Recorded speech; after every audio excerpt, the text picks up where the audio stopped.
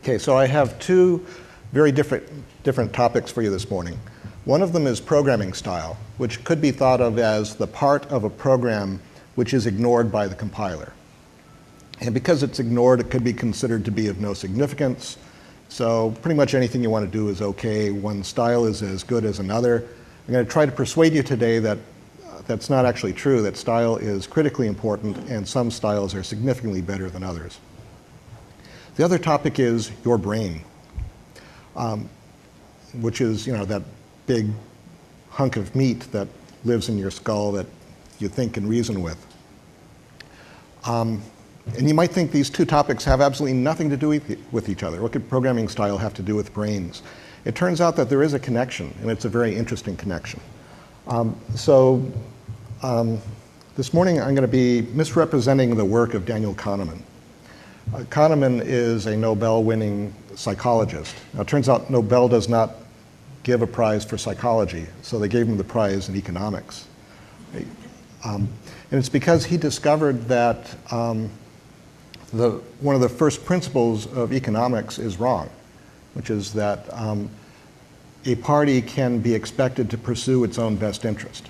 Kahneman shows that this is not necessarily the case if one of the parties is a human being. And it turns out humans do not think the way that economists think humans think. In fact, we don't think the way most of us think we think either. It's really different, and Kahneman has given us some insight into that. One of the things he came up with was a model of two systems, two metaphors for what goes on in our heads. There is system 2, which is analytical. It's where we do reasoning, logic, mathematics. It's very powerful, but it's very slow. And it's because it's so slow that we were forced to invent computers, because while it can do the math, it's not very fast at that. And so we needed mechanical means of doing it faster. Then there's system 1. System 1 is very, very fast, but it's heuristic, it's associative, it's approximate. It's very clever at, when given a complicated problem, of substituting the solution to a much simpler problem, and thereby getting approximate results, which are often pretty good, but sometimes wrong. And you can think of system 2 as being the head, and system 1 as being the gut. And so there doesn't appear to be any discovery here. We've always been aware of these two aspects of ourselves. My head tells me this, but my gut tells me that. That turns out to be a real thing. What's surprising is that it turns out that the head cannot be turned off, or is switched off quite often, because it's a lot of work to do work in that system.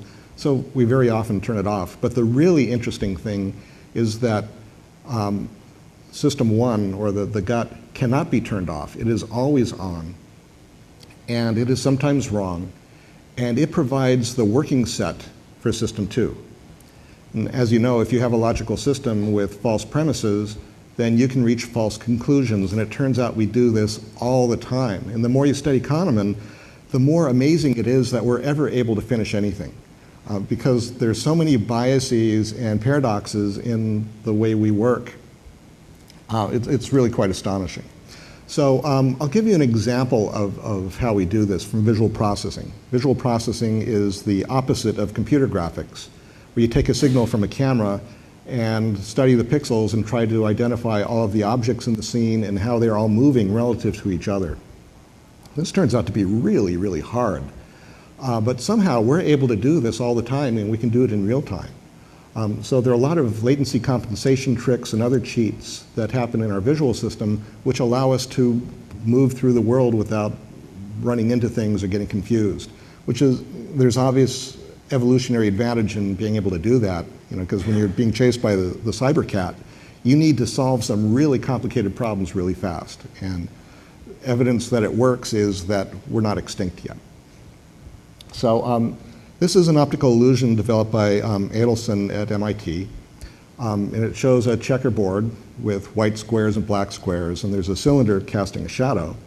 And you might be surprised to know that squares A and B are exactly the same color. It's sort of a routine thing in optical illusions. Anybody surprised at that? So the proof is I can take a solid colored square and put it on the board and connect them, and you can see there's no break. Now, some of you may see a gradient connecting those two things. If you put your hand over square B, the gradient disappears. If you drop your hand, it reappears. Your brain is lying to you. It turns out we have mechanisms in our heads for dealing with inconsistency. Now, in a computer system, if you have inconsistency, that may lead to failure. And failure is a bad thing, so we don't do that. Instead, we have systems which are looking to remove the inconsistency by distorting the model in order to make everything look okay. And we do this all the time, not just in the visual system, but in everything we think about. And so we're constantly in a state of confusion, and this is how we work. Now, it turns out this was not news to people who do advertising. They've known for many, many years, many decades, that they can craft messages and send them directly to the gut, bypassing the head, and we will accept those messages and allow ourselves to be convinced that we need things that, in fact, we don't need. And nobody has been better at this than the tobacco industry. Because you think about tobacco and how you sell tobacco. You know, what does tobacco do? It makes you smell bad, it turns your teeth yellow, it makes you sick, and then it kills you. You know, so how do you sell a product like that? How do you convince people, yeah, this is something you want to do? You don't talk to the head, you talk to the gut, because the gut is easily confused. The gut confuses slow death with good for you. It's tuned into the flight or fight, so if it doesn't kill you right away, then it's probably good. There are lots of confusions like that come from the gut, and advertisers in industry have become very good at using those against us. Now, we use that same brain to write computer programs, and we were not selected for this. There's been no human evolution since the Ice Age, at least, and there was nothing in that experience to have prepared us for computer programming, and somehow we're able to do it anyway. And computer programs are really complicated. They're the most complicated things that humans make, where we've got this big pile of operators and variables and structures, and somehow we hoist it all up and it becomes something that's meaningful. But it's really hard. So early on, as the computer industry was forming, there was a recognition that we need help. We can't depend on humans to write the programs because it's more complicated than we can probably handle. So we began research in artificial intelligence. And one of the initial goals of artificial intelligence was to free us from programming so that we could simply tell the computer what we need done and it will write the programs for us. Now, artificial intelligence has gone on to do a lot of useful stuff. It can play brilliant chess, pretty good game of Jeopardy. But you can't give a set of requirements and some customer interviews or user interviews to a program and say, write this program. We just don't know how to do that. In fact, we don't even know how we do programming. But, you know, so we're unable to tell the computers how to do it. Now, something computers can do really well is translate one formal language into another. They're really good at that. And we've figured out how to leverage that into programming languages, which are the most essential tool we have for writing programs. So instead of writing to the machine, in every generation we raise the level of abstraction up, because the higher the level of abstraction, the more leverage we have.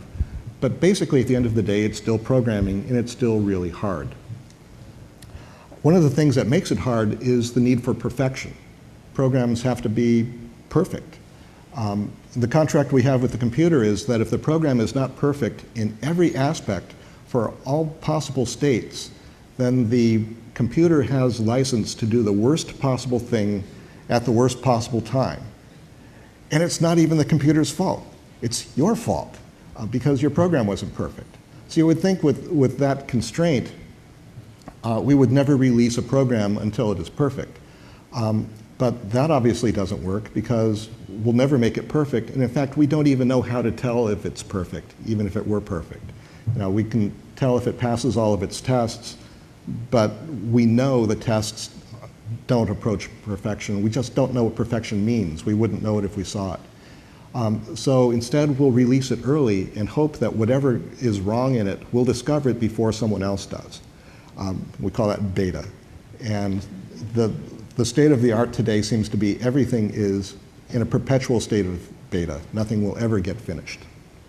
That's the best we figured out how to do, and that's clearly a rotten state of affairs. And we're doing this with the brains of hunters and gatherers. We have not evolved since then, and we were not selected for this stuff. So it's a miracle that we're able to do this at all. You know, why is that possible? You know, computers can't write programs, but we can. There's something we have over the computers. And I think it's that, you know, we're using the head, obviously. We're keeping all of this state and all of this logic and manipulating that. There's a lot of activity there. But I think there's also the gut going on, because we can't describe how we write programs. You know, we say, well, you analyze this stuff, and then you do this top-down thing. And, you know, we don't do that. Then we'll bottom up, and then we'll go left to right and inside out. And we're constantly looking at it from all sorts of micro, macro. We just keep bopping around until finally we solve it. And we cannot describe how we do that. You cannot write that down as an algorithm and hand it to someone and say, that's how you write a program. Somehow we figure this out. And we don't know how we figure this out, we just do. And I think the gut has an important role in this. It's the thing which gives us those flashes of intuition which allow us to finally find the solution to whatever problem we're working on. So programming would not be possible without System 1, without the gut. Now, I have absolutely no evidence to support that statement, but my gut tells me it's true, so I believe it. And that's one of the things that makes programming hard, because programming is really about making trade-offs. There's rarely the one perfect way to do something. Everything's a trade-off. There are always consequences. Many of them are unforeseeable. And the gut is really bad at doing that, because it often gets things wrong, but we often rely on it to help us in doing our designs. I'm going to be giving you some examples today in JavaScript. The principles I'm going to be talking about are true of all programming languages. You can take the kind of analysis I'm going to do and apply it to anything, but it's fun to do it to JavaScript. JavaScript has suddenly and unexpectedly become a really important language. JavaScript was designed at Netscape in about 10 days, designed and implemented, and then released to the world. 10 days in 1995. I would imagine 10 bad days in 1995. Because of that incredible rush, and then Netscape released it to the world without ever having developed any significant applications in it to determine if it actually worked. Horrendously irresponsible. But the guy who designed it is really, really smart, and he managed to get some really good stuff in it. Some of the best ideas in Scheme are in this language. So this is a Lambda language, lexical closures, first-class functions, the first mainstream language to get this. Brilliant. You know, so there are good parts in this language. I discovered, in fact, that JavaScript has good parts. It was the first important discovery of the 21st century. And at the time that I released my results, there was huge skepticism. You know, no way, there's absolutely no way that there could be any good parts in JavaScript. This is a fiction. But they're there and they're real, and that's partly why the language has become important.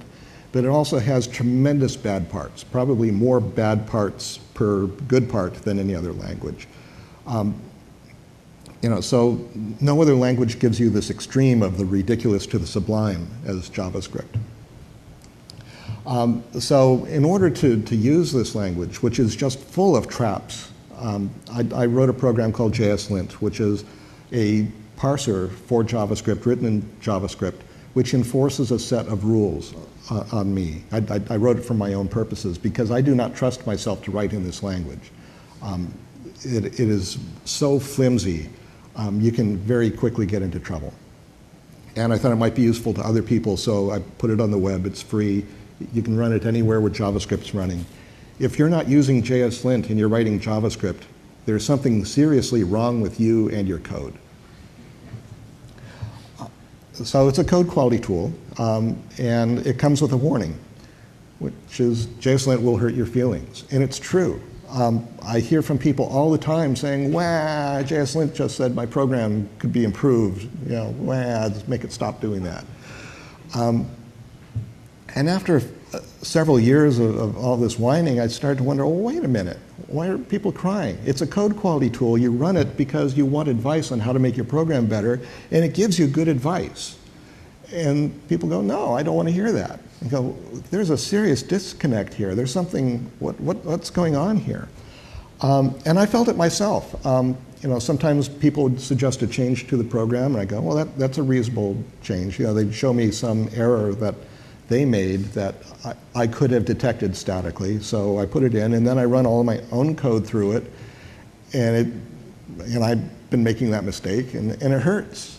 So, you know, why are we crying? There should be no crying in programming.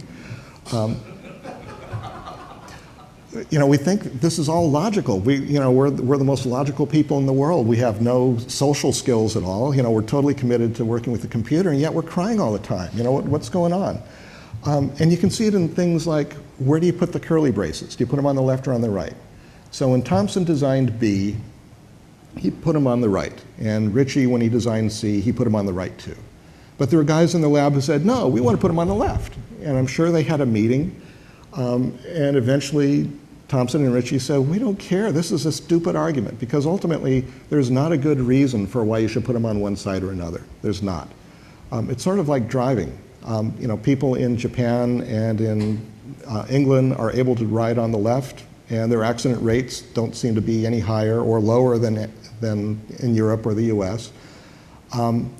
So there's not a good reason to prefer the left or the right, but there's a good reason for us to all be on the same side, right? So it's good that there are no bridges from England and Japan to the rest of the world, because that would cause trouble. But you know, they're isolated, and that's fine. So when someone who's used to putting them on the left goes to work at a shop on the right, they'll say, you got to put them on the right. And he'll start to cry. And he'll start to sputter and come up with arguments for why they should be on the left. And the arguments make no sense because there's not a good reason to do it one way or the other. There are rules that we can consider, like you should be consistent. Because if you're inconsistent, then it just looks stupid. And we're trying really hard to not intentionally look stupid. So you don't want to do that. And also, being sloppy makes it harder to find bugs, and that's not good either. So we want to choose a side. And everyone can agree that everyone should do it the way you do it. But it's really hard to agree to do it the way someone else does it. It's just punctuation. You know, it's just, where does the line feed go? That's the only difference. But somehow we get really emotional about this stuff. I think Thompson and Ritchie did the world a disservice in not saying, put them on the right, damn it, and that's it. Instead, they left it loose, and so they let the market decide. And so who knows how many man-centuries we have wasted since then arguing about where the braces go. It's a stupid argument, but we cannot escape it. And so the guy who's crying and whining about, you know, I want to put him on this side, you know, because he's crying, he's thinking, this must be important. I wouldn't be this upset if I was wrong. But very often, when you're emotional about something, that is, in fact, the evidence that you're wrong, that you're arguing from the wrong place, that you're arguing from the gut and not from the head. And so you're arguing from false assumptions. And in programming, we do this all the time. So it turns out in JavaScript, there is a right answer. In most languages, I can't tell you if left or right is better because it doesn't matter. But it turns out in JavaScript, it does matter. One of the things we do commonly is return the value of an object literal.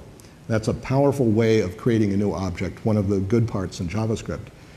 And if you put the curly brace on the right, it does exactly the right thing. And if you put the curly brace on the left, instead of returning your new object, it returns undefined, which is a bug.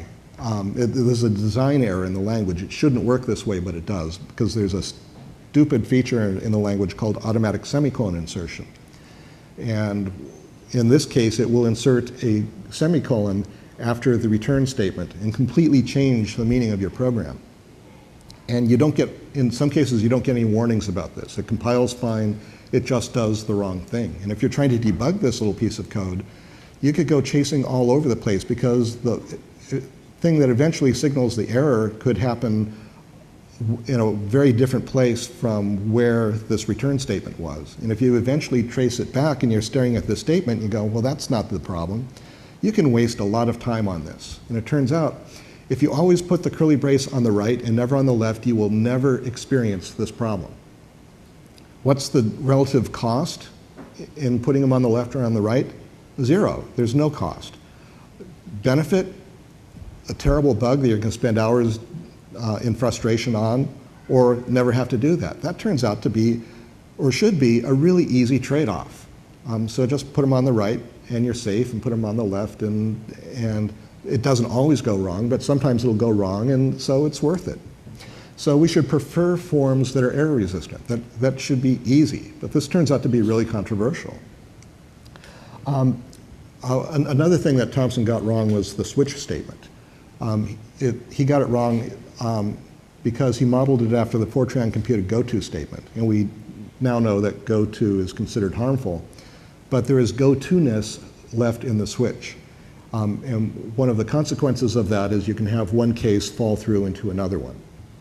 So one day someone wrote to me and said, there is this fall-through hazard, and JSLint should check for that. And I thought about it. I thought very deeply about it, and I wrote back to him and I said, yeah, that could happen, but it hardly ever happens. And there's this really elegant thing that if you structure these things and they fall through one to another, that elegance is just so lovely and valuable. And so that's a good thing. And you know, it could have the bug, but that hardly ever happens. So I think in terms of making proper trade-offs, I'm going to leave it the way it is and not warn on fall through. So the next day, the same guy wrote to me and said, I found a bug in JSLint. So okay, threw in the debugger. You know what happened. I had a case that was falling through. And in that moment, I achieved enlightenment. Because it turns out, we think we spend most of our time power typing. You know, I'm writing a program, da-da-da-da. No, we spend most of our time gazing into the abyss, trying to figure out why isn't this working? And it's really painful there, and we tend to black it out. So it becomes lost time. So after struggling finding the bug, we forget about that terrible experience, and we go back. So at the end of the day, when we think about what did we do today, we spent the day power typing. So we're obsessed with saving keystrokes because we think that's how we're going to optimize our performance. It turns out, no, that's in the noise. We spend more time doing other things. So most of the time, so one of the consequences of that is we tend not to learn from our own experience.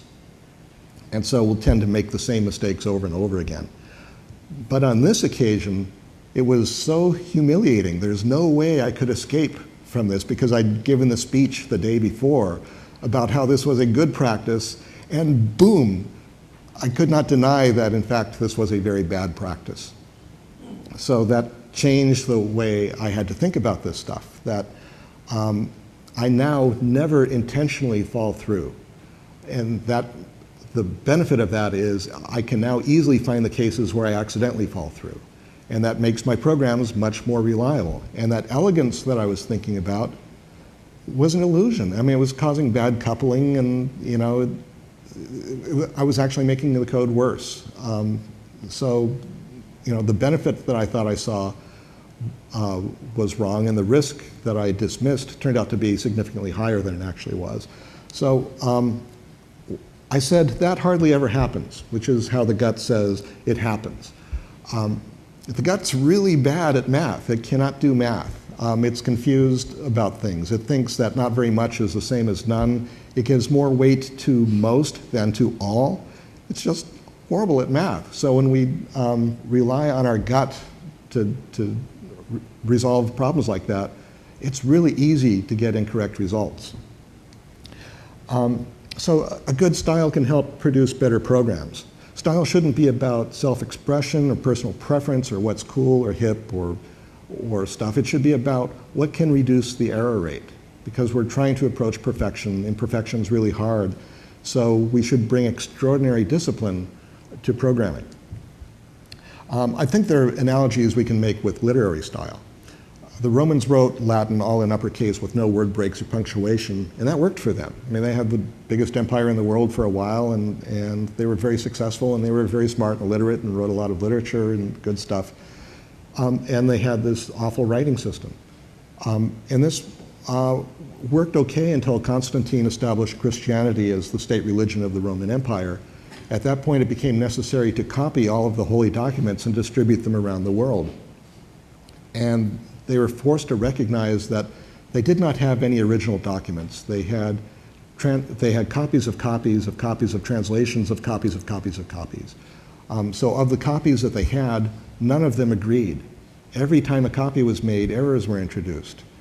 And this was a problem because they were trying to create an institution that was based on the word, and nobody was sure exactly what the word was. So medieval copyists introduced lowercase, word breaks, and punctuation. And these innovations helped to reduce the error rate. They also had the unexpected benefit of making the text easier to read and easier to understand. And that turned out to be an important thing. So when Gutenberg starts printing, he copies those principles, those patterns, that style. And we continue to use it today. It's not just in academic style, it's in everything. Everything we write today is in this style, where we have mixed case with capitalization and punctuation. And good use of style can help reduce the occurrence of errors. So there are lots of good style works around. The Elements of Style by Strunk is one of my favorites. He wrote it over 100 years ago, so English has evolved some since then, so some of his advice is a little dated, but a lot of his advice is brilliant. And there have been a number of authors who have applied Strunk's style to programming with very good results. It turns out programs need to communicate as clearly to people as to the machine. There's some people who think that if you can get it past the compiler, that's the only thing that matters. But and that might be true if you're writing a one-time program, but I'm not even sure that it's worth it in that case. That programs need to communicate clearly to other people so that other people can understand it and perhaps successfully modify it. So we should be using the elements of composition where applicable, because we have many centuries of experience with this. We're all trained to read and appreciate the style of punctuation and spacing. So we shouldn't mess with it in programming. It's like in literary style, a writer wouldn't put his periods at the beginning of the sentence instead of at the end of the sentence in order to show what a good writer he is. It just makes him look illiterate. So we should apply the same thing to programming. We should depart from the rules of literary style only if we can show there's a clear benefit to doing that. If you're just showing off, then that is not a sufficient benefit. Now in programming, we need to be much more precise. And because there are not enough punctuation letters on the typewriter, we've had to overload them. So we can use spaces in some cases to disambiguate what parentheses are doing, because sometimes they're used for grouping, sometimes they're used for demarking statements, sometimes they're used for defining and invoking functions. And we can use spaces to help disambiguate those, so that calling a function shouldn't look like a statement, returning a value shouldn't look like a function call, because at least in JavaScript, it's not a function. One of the nice features of JavaScript is immediately invocable function expressions, where we can take a function and create it and then immediately execute it and cause whatever happens inside of it to happen immediately. This is something that you could do in Scheme, you can do it in JavaScript. Now, unfortunately, the design of JavaScript, while it allows for it, didn't fully anticipate it, and so in this form you get a syntax error because in statement position, function is slightly different and cannot be immediately invoked.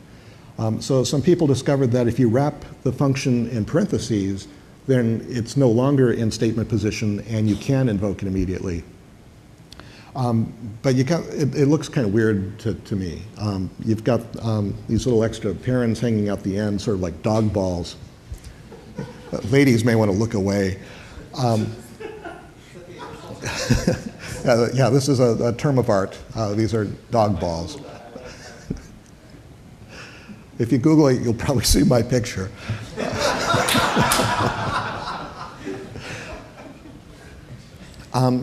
So, that's fine. It got it past the compiler, but I want to do more for the reader. So if I move the parentheses so that they contain the entire expression, I think this is more meaningful, because what I want to say to the reader is, it's not just this function, I'm invoking this function now. So the result of this expression is the result of the invocation, not the result of the function literal. And I think writing it this way makes that clearer. And so, it's neater and nicer and serves the reader. And so that's a good piece of style. Now, one of the bad things about JavaScript I mentioned before was automatic semicolon insertion. So in this case, it will fail to insert the semicolon after the Y. Because one of the ways that it works is it's parsing along and it gets an error, and then it looks to see if there's a line feed nearby, and if there is, it turns it into a semicolon and then tries the parse again. That should freak you out. That's like, whoa, way crazy. And it often fails, and this is one of the cases where it fails. So one of the principles there is in JavaScript, even though semicolons are often optional, sometimes they're not. And it's often hard to anticipate where those problems should occur. So I recommend never rely on automatic semicolon insertion. Always put the semicolons in the right place, just because things go wrong sometimes. JavaScript has a with statement, which was modeled after Pascal's with statement. But it does the wrong thing sometimes. So here we have with O over foo equals coda. That with statement can expand into one of these four. Can anyone guess which of those four it's going to expand into?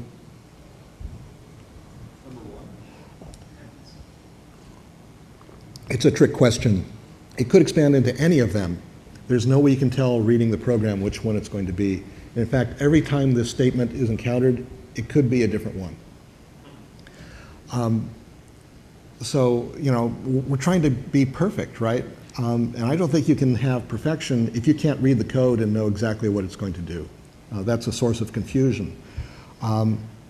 So it turns out you don't need the with statement. You simply don't need it.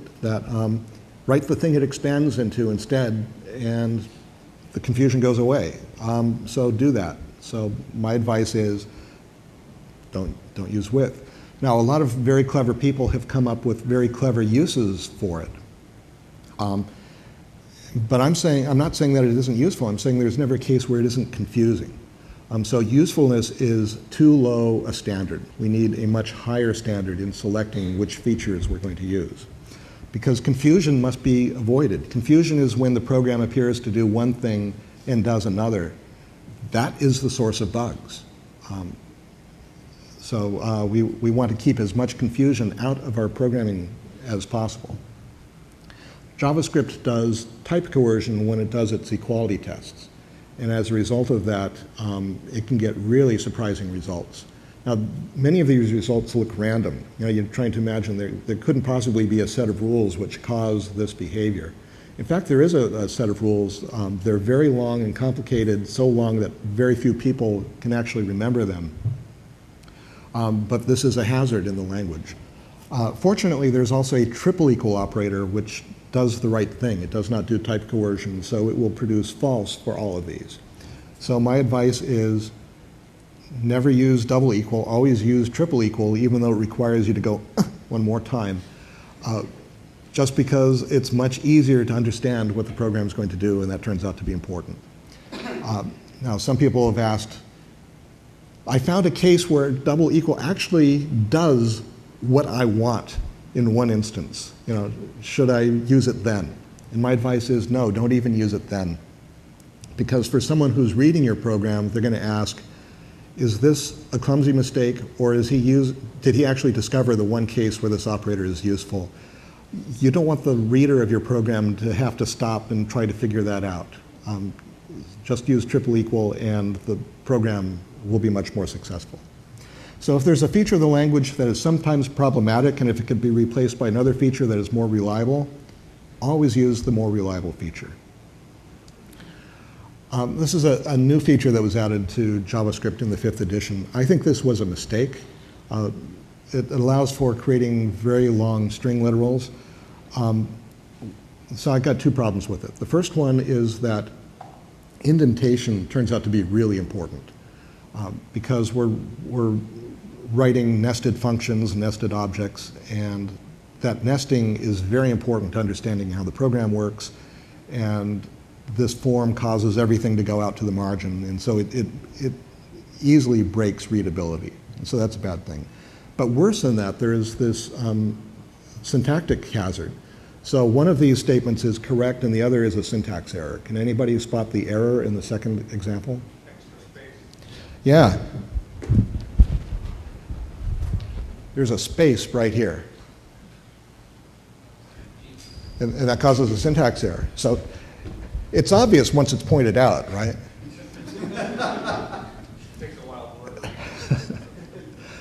work. So I want my programs to appear to be correct. I do not want to be using forms that are difficult to distinguish from common errors. So I don't do it. I don't use that form at all. Now, it turns out there are at least two other ways in the language to write long strings which don't have this hazard, so I'll use those instead. And in the next edition, we're going to add quasi-literals to the language, which will be an even better solution. So in the meantime, I'm not going to use this one. So a lot of people say, but I'm doing this intentionally. You know, I'm deliberately writing code which looks erroneous or looks wacky because I'm showing off that I can use these dangerous forms and I'm so skilled that they don't turn into errors. They say, I know what I'm doing. And my answer is, if you knew what you were doing, you would not be doing that.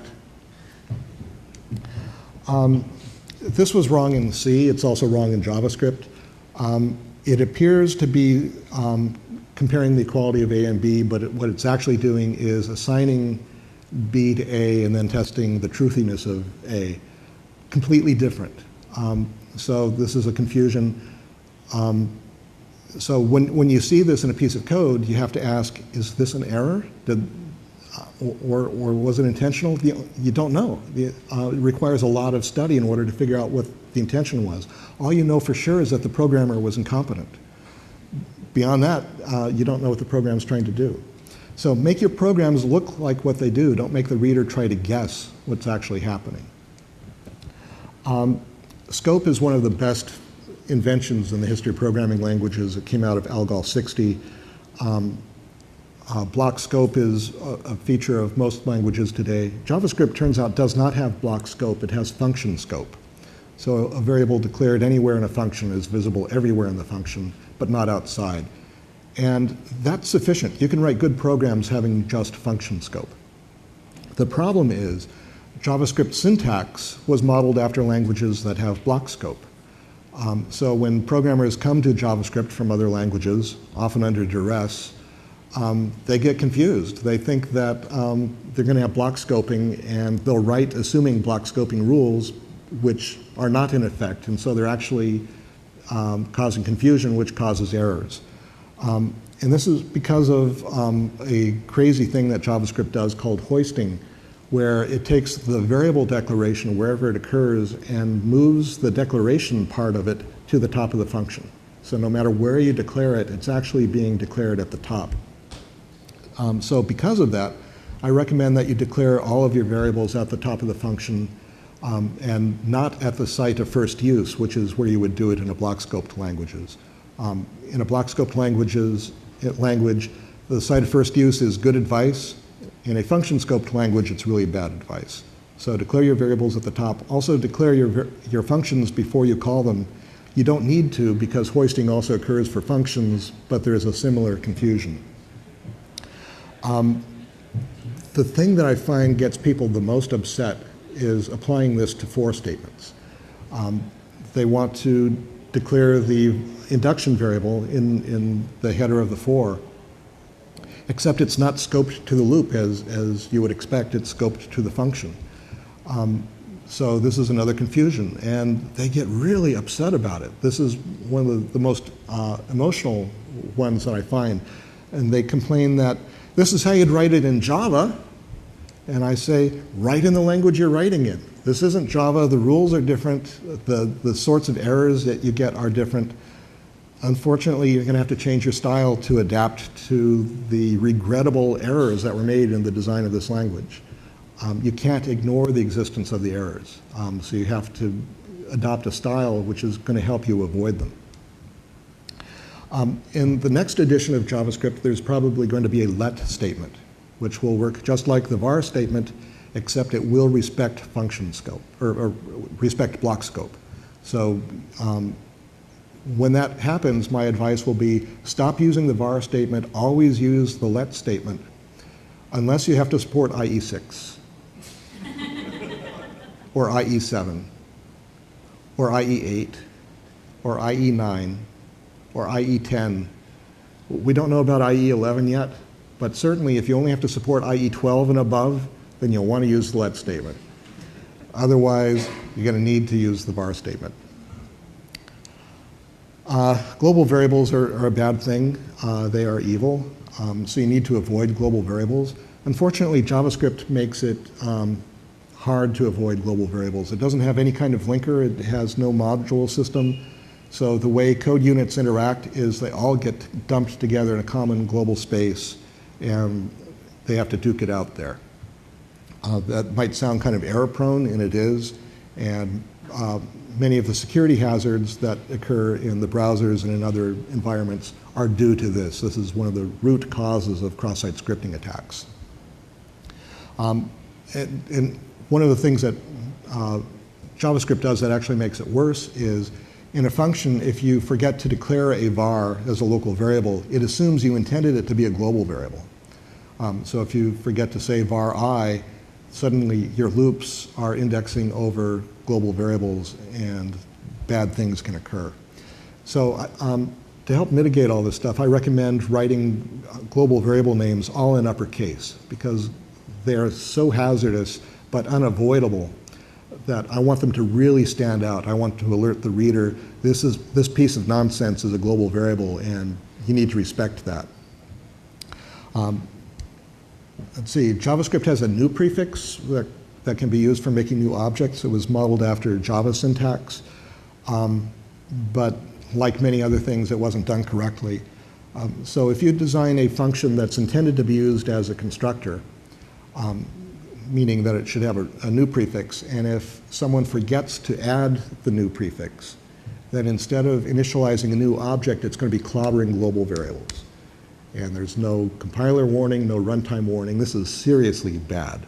Now, fortunately, we fixed this in ES5 strict, but that's not in all the places yet, so you still need to be defensive. So we have a convention that constructor functions are written with initial caps, and nothing else is written in initial caps. That's the only hope we have of detecting when these errors occur. This is a difficult convention for people coming from other languages because in other environments, initial cap means something else, but it doesn't mean that in JavaScript. So again, you need to be aware of what language you're writing in. This is another hazard in JavaScript, another confusion. It looks like we're creating two variables A and B and initializing to 0, but what it's actually doing is creating an implicit global variable B and assigning 0 to that. It means something very different. So again, you need to be aware of what your intention is. So write in a way that clearly communicates your intent. This one's a little controversial. Controversial doesn't mean wrong. ++ was invented by Thompson again for incrementing pointers. And since then we discovered that pointer arithmetic is bad and we don't do it anymore. The last popular language to have pointer arithmetic was C++, a language so bad it was named after this operator.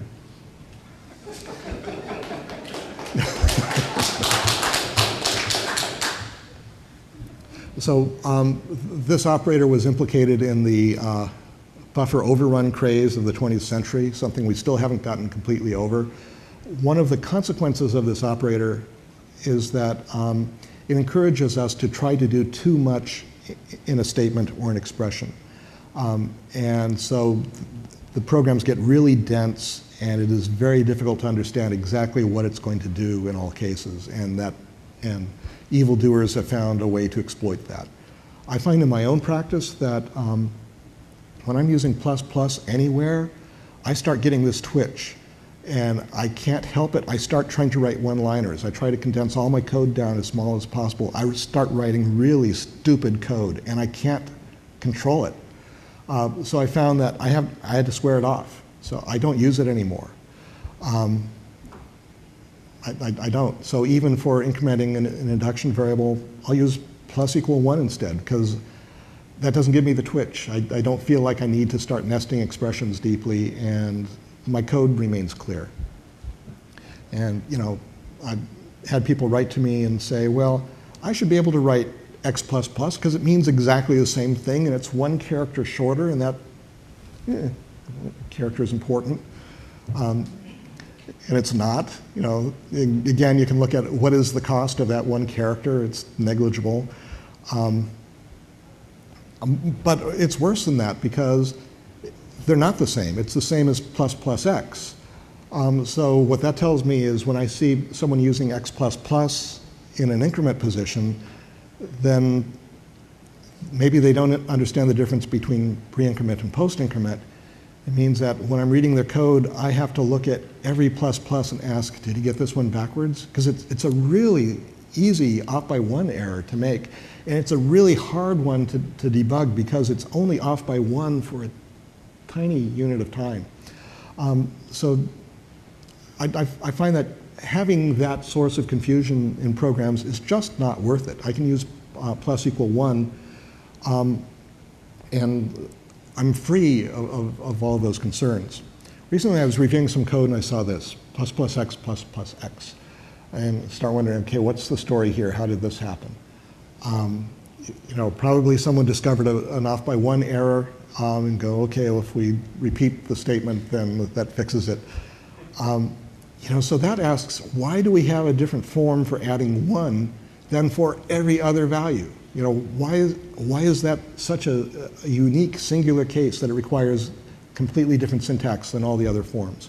If that guy had written +=1, then when the guy who fixed it, he would have turned it to +=2, and it would have been much easier.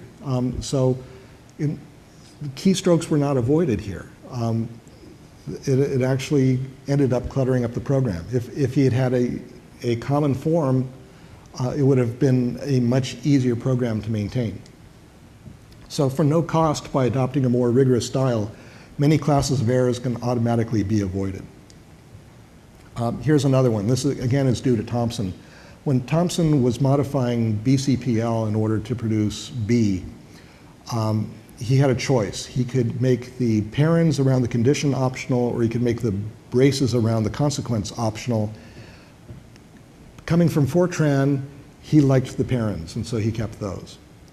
And this mistake has been copied in every language since then. The reason it's a mistake is that this line appears to make the invocation of C conditional, but in fact, C is unconditional. Again, a source of confusion. So my advice is you can correct Thompson's mistake by always putting the curly braces in. If you always put the curly braces in, then it's going to be much easier for someone else to come in after you, modify the program without introducing error. Yeah, that should be so easy. And this is really hard, because people say, oh, then I have to go, oh, I'm wasting time. I'm wasting valuable keystrokes. And so, no, the mission here should not be to reduce your keystrokes. It should be to reduce your error rate. And this is an easy investment. This should be an easy trade-off to make. As our processes become more agile, our coding must be more resilient. And for minimal cost, we can make our programs easier to modify without injecting errors into them.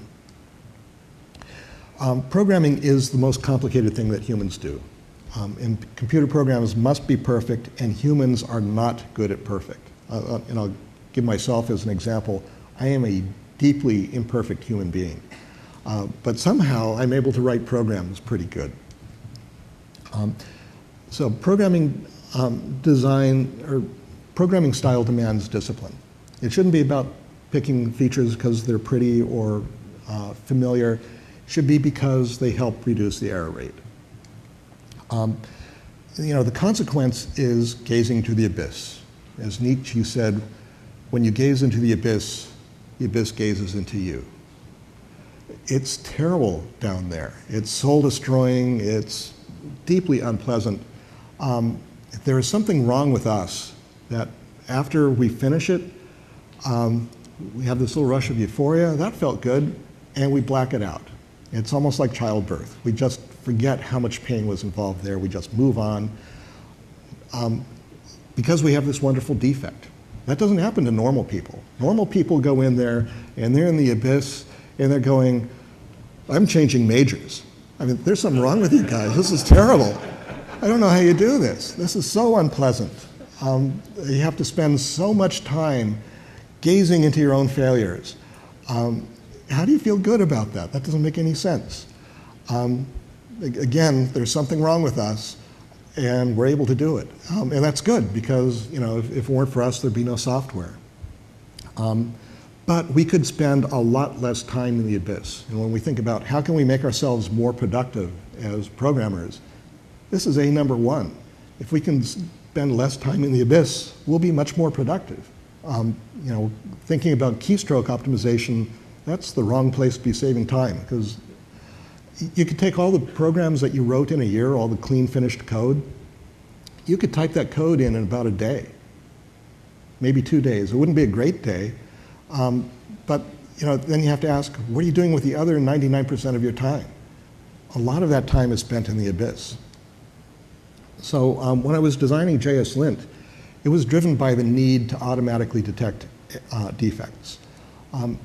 I started off spending a lot of time in comp.lang.javascript, and very frequently people would post a piece of code and say, this doesn't work, what's wrong with it?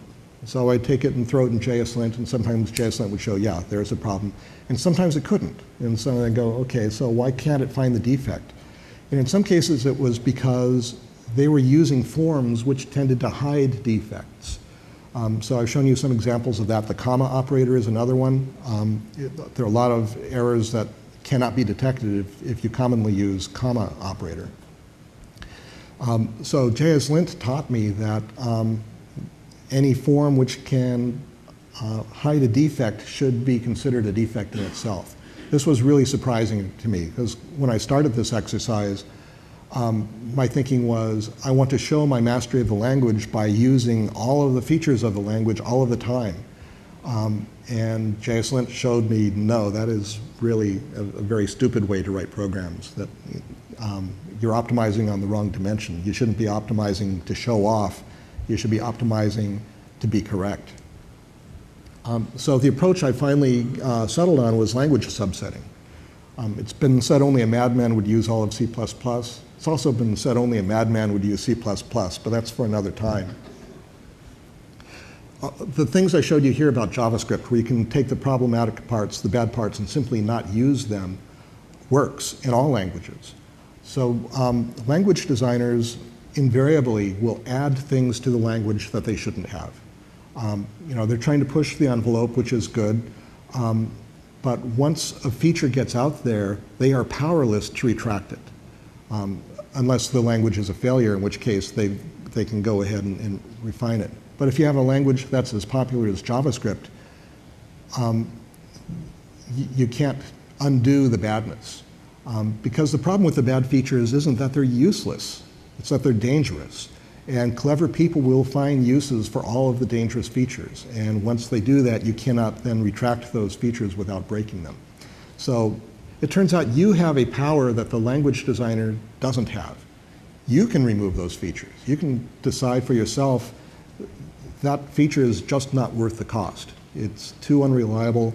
I can write more reliable programs by not using it. And so by subsetting, you end up with a better tool.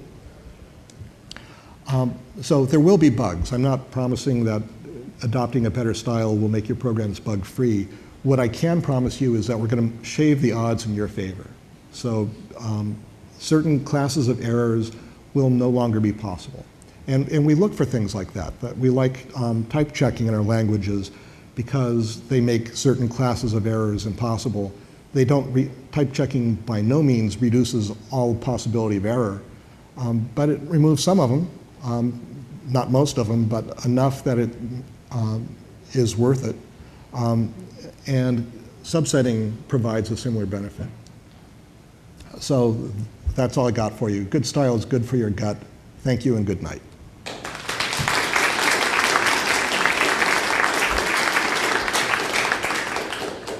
So we do have a lot of time for questions. If you want, just use something to record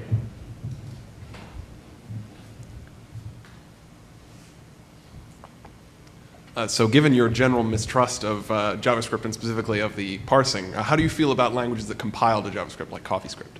That's a really interesting question. So we'd always thought that the JVM was going to become the virtual machine of the internet. Turns out JavaScript is. People are translating languages like Google is translating Java into JavaScript so it can run everywhere, because the JVM actually doesn't so much anymore. And people are designing wholly new languages like CoffeeScript to compile into JavaScript. It's amazing.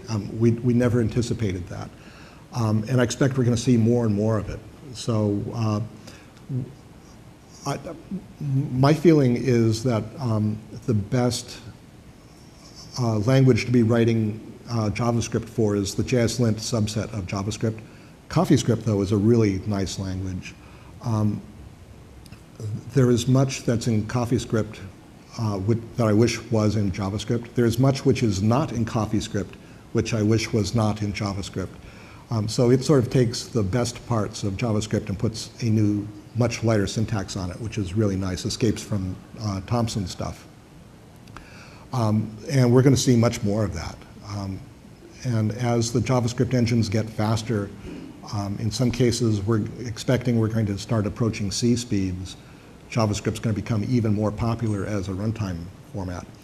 So that has been putting some awkward pressure onto the design of the language. For example, some people have been asking for new kinds of types, because JavaScript right now has only one number type, which is double.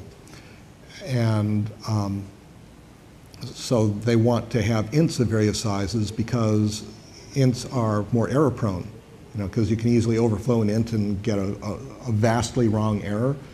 JavaScript, that doesn't happen. The numbers start to fade a little bit, but they don't change polarity. So they want to be able to replicate the errors that they're getting in other languages more easily in JavaScript. I don't know if we're going to fall to that. Another one was goto. JavaScript has a small set of structured statements, and if you're trying to translate a language which has a different set of structured statements, that's awkward. So they'd like to have a goto statement so that they could synthesize their own, use JavaScript more like an assembly language. My concern with that is that it took us a generation to get rid of goto.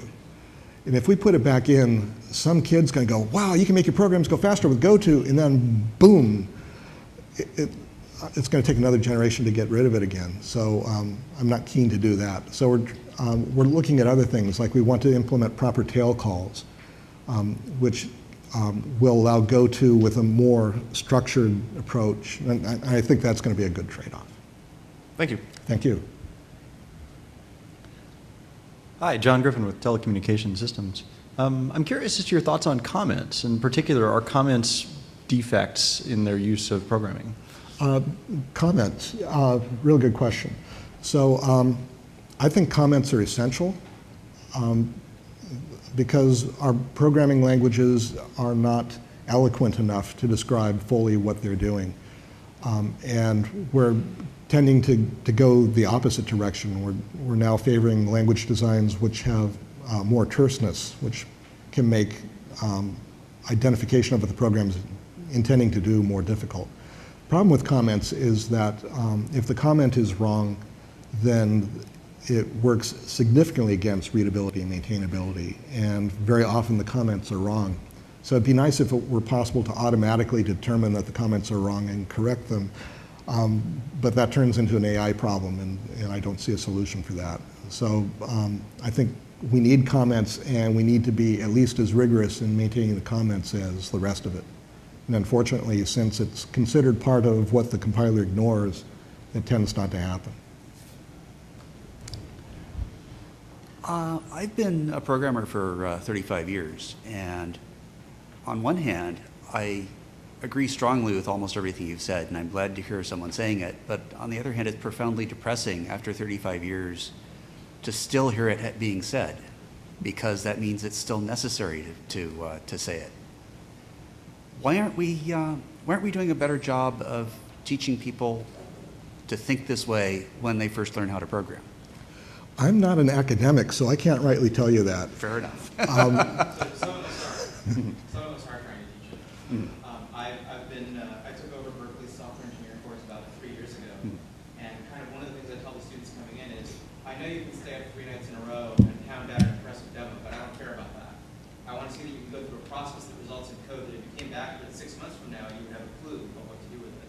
So we actually put a lot of emphasis in grading, because the only way to get people to do stuff is to grade it, right? Yeah. You are graded on the output of code quality tools like Flay and Flog and Reek. You're graded on your degree of test coverage. You're graded on whether you can take someone else's piece of legacy code and do something useful with it. So it's fairly radical, but slowly we're making dents in it. Oh, but after going to your question, I was going to ask though, since you've sort of been there since the... Please come to the microphone. Yeah. Right. Yeah. Sorry, Armando Fox from Berkeley. Since you're talking about the early days and, the 10-day orgy where JavaScript was thrown together, there's this sort of urban legend, or maybe it's true, that if Brendan Eich had had his way, he would have just put scheme into the browser and be done with it, and avoid a lot of these syntactic defects and parser weirdness. Is that an urban legend, or is that true? No, I believe that to be true. So my understanding of the origin story of JavaScript is that Brendan was a kernel hacker at Silicon Graphics. He was being interviewed to add hypercard-like functionality to Netscape. He was thinking about writing a scheme interpreter. He suggested to the Netscape guys that Scheme might be a nice language for their browser application. They thought, wow, this guy's really smart, and they hired him. But before he actually started work, somebody at Netscape found out what Scheme was. So on his first day, they said, no, don't do Scheme. People don't like that. Make it look like Java or Visual Basic, something people like, because we intend this to be a popular language for everybody. Is the name of the person who said that lost in history? I'm writing the JavaScript chapter of our book now, and I would like to include, for the record, some attributable history about why it got to be the way it is. You should ask Brendan Eich. He would be the source. Actually, on the subject of whether Scheme would make it better, I would observe there's an old quote from the 70s. I forget who said it. There is no language in which it is difficult to write a bad program. So the details may differ, but your basic message is important in any language. Absolutely right. One of our biggest difficulties in the web and trying to do serious business in the web is that most of the universities are paying no attention to it. They wrote it off as something silly and unprofessional and uninteresting. But it turns out it's where everything's happening. There's some CS schools which tragically are teaching people to work in Java and nothing else. You should come out of college, I think, knowing at least 10 languages, but there's some schools that are only doing one.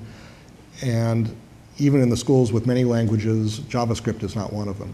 And so as a result, we're finding a lot of people who should be qualified to do work in the web are not wanting to work in the web. So again, some of us are trying to fight the good fight. Yeah. And in fact, I have a BOF about this tomorrow at 8. So if this is something that interests you, we've been teaching software engineering with software. We basically, our position is software as a service is the future of software.